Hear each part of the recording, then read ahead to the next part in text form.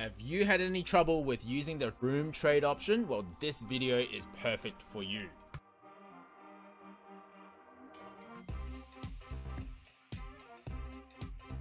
What up, bros? We are back again. This time we are talking about Pokemon Home Room Trade.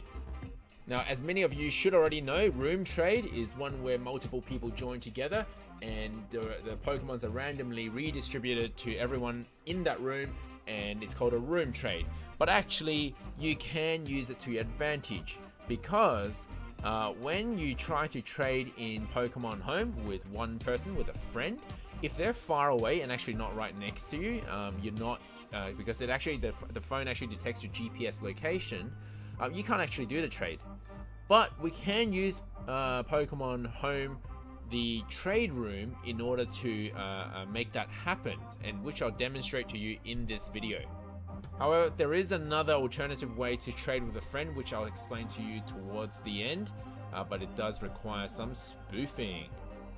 So in actual fact, you don't actually need to be Switch friends on your Switch in order to have a trade. But what you do need is the mobile version of Pokemon Home. Pokemon Home on the Switch, as far as I'm concerned at this stage, it cannot do trades, but you can do a lot of other things that you can't do otherwise without.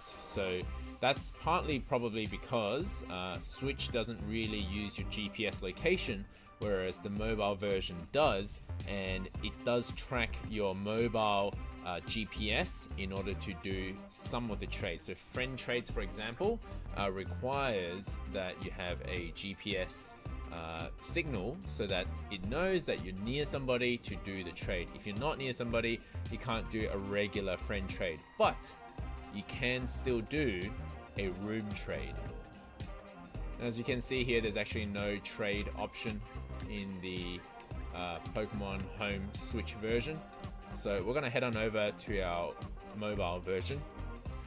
So I'm going to open Pokemon Home on the mobile version right here.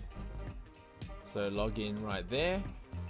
So if you're doing friend trade, you have to be near somebody. You click the friends option, and then you pick the friend that you've already added. Obviously, you can use the add friend option at the top, and then you press trade. You can also see what kind of stickers they've used to make their game card. Now, let's say you're not near somebody. There is another way to trade. Now, the other way to trade is using the room trade option.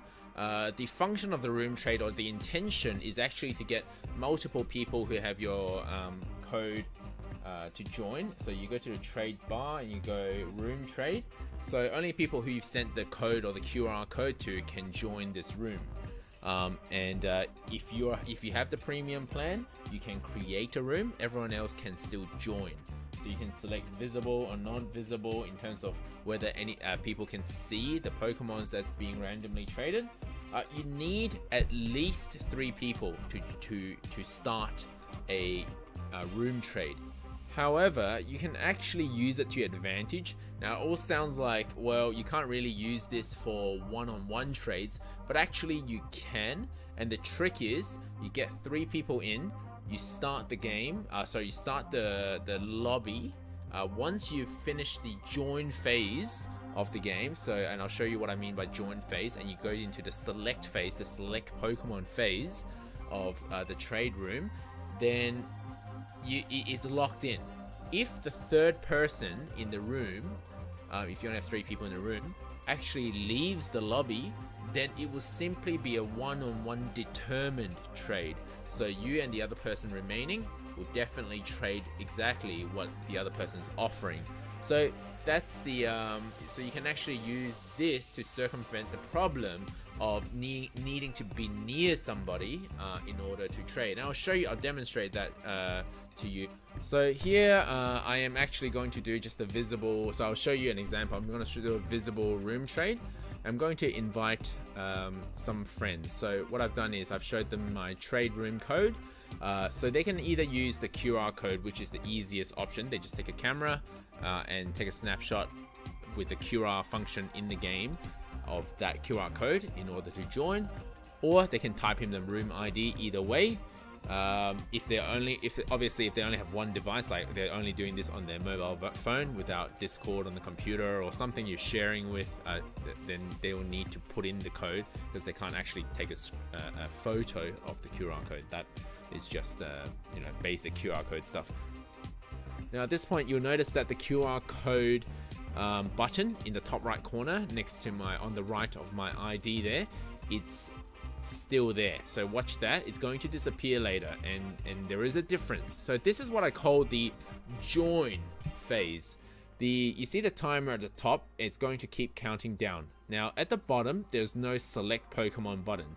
What we want is that select Pokemon button to show up. It doesn't give it to me because it's only 2 people in the lobby, me and Harvey, and that would just be a regular trade, so it doesn't allow that. Okay, but of course, like I said before, we can get around that problem. You see the select Pokemon button now? We can actually press that in order to now go into the select Pokemon, or the select phase of the game. Or alternatively, you can actually wait for the timer to hit 0 at the top. It will still proceed to the select phase. Once you initiate select phase, so the moment you click select Pokemon, if there are still people who are trying to join, you should let them do that first. Don't press select Pokemon until everyone's joined. Once you have pressed the select Pokemon button, no one else can join. The QR code will disappear. Or same thing, if you let the timer hit 0, it's going to go to the select Pokemon phase. So we're going to skip to that. So I'm just selecting a Pidgeot, press trade, and I'll be able to see what everyone else is trading. That's a nice shiny Lugia there. So someone is trading a shiny Lugia. Harvey is doing Esper. I think that's an Esper. So again, we're going to wait until the timer expires. Now, this is why it's so slow. There is actually no button to proceed with the trade. I think the reason that is that you can't actually force the trade to start without waiting for the timer to hit 0 is to prevent the host from forcing somebody to trade. So for example, the host will have an advantage because he'll see what everyone else is putting on, then he can quickly go into select Pokemon, choose a different one, and then force it to start.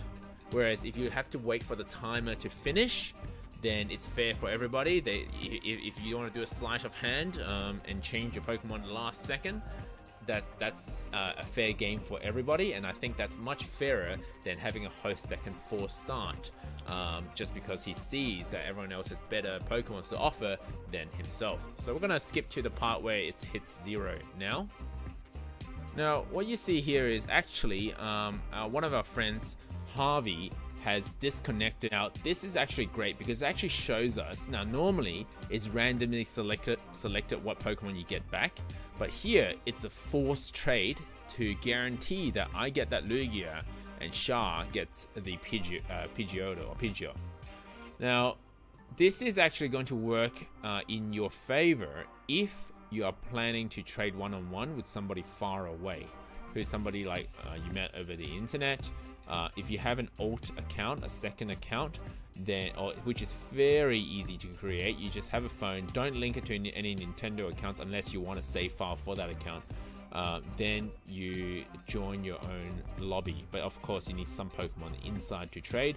You join your own lobby as the third person, then you either disconnect or you leave the room or something like that, and leaving only you and the other person you want to trade with. Now there you go, so the trade is complete and it's guaranteed me the shiny Lugia. Now some people have asked me whether it's actually possible to use the friend option, which is a lot quicker than waiting for that room lobby, the lobby code to hit, the lobby timer to hit 0, to use this to do a distance trade with somebody who's not necessarily right next to you. So I've actually tested this with some of the members on our Discord channel. It is possible, but you do need to spoof your location. According to the phone, your GPS signal, you're right next to that person. So you can actually do that. If you don't know much about spoofing and you need something traded from someone far away, you have the option of the forcing the trade room, which we just demonstrated to guarantee you a one-on-one trade. Now, I would like to say at this point that I don't recommend you risking your own account by spoofing. You've got maybe 2,000-3,000 Pokemons in there and you spoof, you get caught for doing that, and you might get banned from the account. So you don't want to do that.